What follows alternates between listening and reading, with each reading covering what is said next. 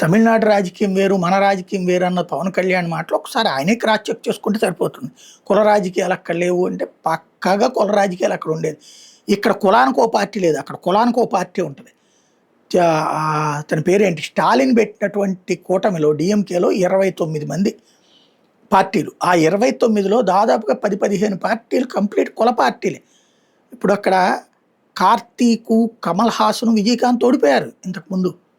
తర్వాత విజయ్ గెలవగలిగాడు. ఇంకోటి ఇక్కడ ఎట్లయితే కాంగ్రెస్, తెలుగుదేశం, తర్వాత వైసీపీ, తెలుసు వైసీపీ అనేది కొత్త పార్టీనే.